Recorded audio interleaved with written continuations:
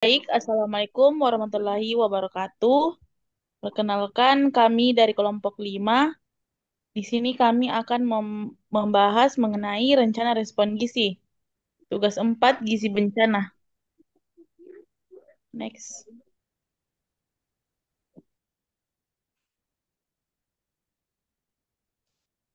Adapun anggota kelompok kami, yang pertama ada Audi Taulia Zainal, yang kedua ada Nurul Kolbi Nabila Putri, yang ketiga ada Ivania Geladi Syafira, yang keempat saya sendiri Yasmin Tiffany Putri Yahya, yang kelima ada Cindy Aurel Syafri, dan yang keenam ada Winda Amalia. Next. Di sini kami akan mengangkat topik rencana respon gizi. Adapun yang pertama itu ada analisis situasi. Bagaimana status gizi sebelum bencana, bagaimana dampak bencana terhadap pelayanan gizi, berapa estimasi jumlah kelompok sasaran gizi dan kelompok rentan berdasarkan gender yang membutuhkan dukungan, di wilayah mana lokasinya per wilayah administratif dan pengungsian apabila informasi sudah tersedia, wilayah mana yang prioritas untuk didukung dan intervensi prioritas up yang perlu disiapkan. Yang kedua itu ada kegiatan pokok intervensi. Yang pertama itu pemberian makanan bayi dan anak (PMBA). Yang kedua ada pencegahan dan penanganan gizi kurang dan gizi buruk. Yang ketiga ada suplemen gizi. Yang keempat ada dukungan kelompok rentan lainnya. Yang kelima ada komunikasi risiko dan perlindungan masyarakat. Yang keenam ada kajian dampak bencana lanjutan. Yang ketiga yang akan kami analisis yaitu kebutuhan sumber dayanya seperti SDM, obat dan perbekalan kesehatan dan anggaran. Apa saja sumber daya yang dibutuhkan dan berapa jumlah untuk masing komponen intervensi? Apa saja sumber daya yang tersedia? Apa sumber daya yang tidak tersedia? Bagaimana kesenjangan sumber daya akan dipenuhi? Selanjutnya ada koordinasi subklaster gizi. Kami akan menjelaskan bagaimana koordinasi subklaster gizi akan dilakukan, siapa yang akan dilibatkan, kapan atau seberapa sering akan dilakukan, di mana lokasinya pertemuan akan dilakukan, di tingkatan wilayah mana koordinasi subklaster gizi akan dilakukan, bagaimana informasi dari subklaster gizi akan disampaikan ke klub klaster kesehatan, dengan siapa saja, dan mengenai koordinasi lintas sektor akan dilakukan, bagaimana hasil pertemuan akan disebarkan. Yang terakhir ada rencana monitoring. Rencana monitoring itu apa saja indikator yang akan dilaporkan untuk setiap komponen intervensi, seberapa sering indikator akan dilakukan, siapa saja yang akan terlibat dalam monitoring. Saya persilahkan kepada pemateri berikutnya.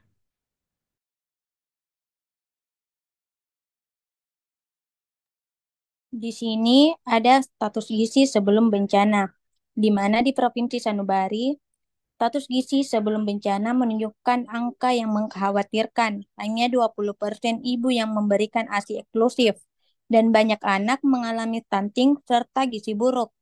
Harga kenaikan Kenaikan harga bahan pokok dalam 2 tahun terakhir memperburuk situasi, memaksa keluarga mengkonsumsi makanan dengan kualitas gizi rendah, eh, sehingga memperburuk masalah stunting dan gizi buruk di provinsi tersebut. Dalam situasi seperti ini, penting adanya intervensi pemerintah dan masyarakat untuk mengatasi masalah gizi dengan menyediakan akses terhadap makanan bergizi, pendidikan tentang pola makan sehat, dan dukungan kepada ibu untuk memberikan ASI eksklusif. Next slide.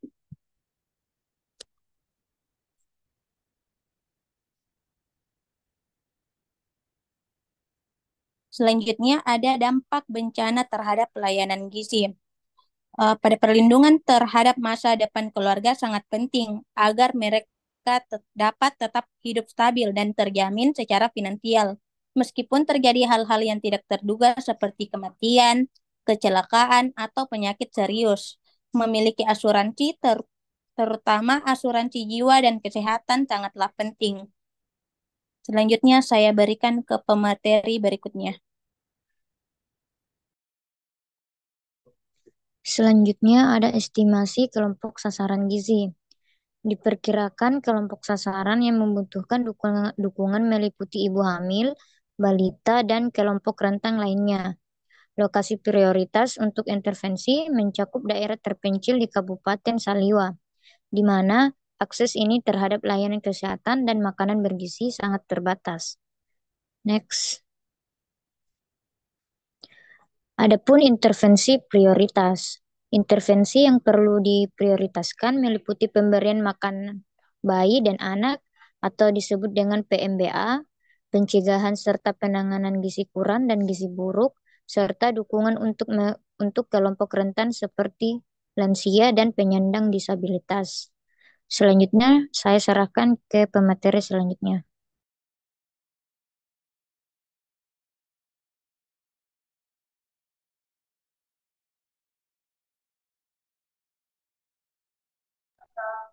Baik, selanjutnya ada kegiatan pokok intervensi. Yang pertama, pemberian makan bayi dan anak atau PMDA, yaitu penyediaan makanan tambahan untuk ibu hamil dan balita, suplementasi vitamin A untuk bayi balita, kemudian ada mobilisasi konselor ASI untuk mendukung pemberian ASI suntik.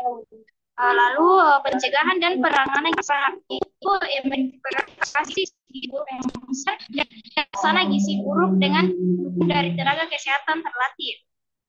Kemudian ada suplementasi gizi, yaitu menyediakan tablet tambah darah bagi ibu hamil dan remaja putri dan mendistribusikan makanan siap saji yang kaya akan nutrisi. Next. Lalu dukungan untuk kelompok rentan, yaitu berupa penyediaan makanan santap bagi lansia dan penyandang disabilitas, kemudian penguatan kapasitas masyarakat dalam penanganan gizi. Kemudian yang kelima ada komunikasi risiko dan pelibatan masyarakat, yaitu penyampaian informasi melalui media lokal untuk meningkatkan kesadaran akan pentingnya gizi, kemudian pelibatan tokoh masyarakat dalam kampanye gizi. Yang keenam, kajian dampak bencana, yaitu melakukan survei untuk mendapatkan data dan status gizi terkini, dan yang terakhir menganalisa kebutuhan gizi berdasarkan hasil Rapid Health Assessment atau RHA. Saya serahkan ke pemateri selanjutnya.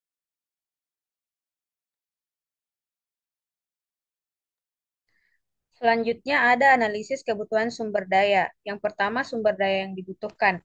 Tenaga kesehatan, yaitu ahli gizi dan dokter untuk penanganan gizi. Selanjutnya, obat-obatan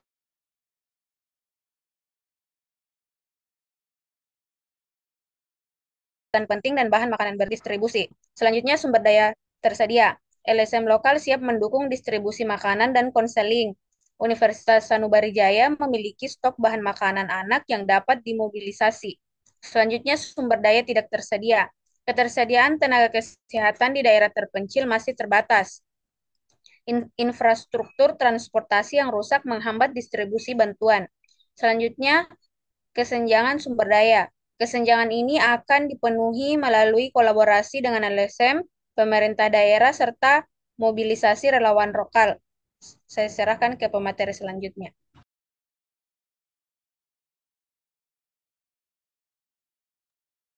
Baik, berikutnya ada koordinasi subklaster gizi. Yang pertama, koordinasi dilakukan oleh tim, di mana tim gerak cepat atau TGC Kemenkes bersama Dinas Kesehatan setempat. Adapun frekuensi pertemuan, pertemuan akan dilakukan setiap minggu selama masa tanggap darurat untuk memastikan koordinasi yang efektif. Untuk lokasi pertemuannya, pertemuan dapat dilakukan di pusat pengungsian ataupun di kantor Dinas Kesehatan setempat. Informasi yang disampaikan kepada ke klaster kesehatan, yaitu melalui laporan rutin dari subklaster gizi kepada klaster kesehatan untuk sinkronisasi data dan strategi intervensi. Berikutnya, rencana monitoring. Indikator yang dilaporkan yaitu satu, status gizi anak balita, ibu hamil, dan kelompok rentan lainnya. Yang kedua, jumlah penerima manfaat dari program PMBA dan suplementasi gizi yang diberikan. Untuk frekuensi monitoringnya, monitoring akan dilakukan setiap minggu selama masa tanggap darurat untuk menilai efektivitas intervensi. Tim monitoring yang dilibatkan yaitu petugas kesehatan dari Dinas Kesehatan, LSM, serta relawan lokal untuk memastikan pelaksanaan program berjalannya sesuai dengan rencana. Saya serahkan ke moderator.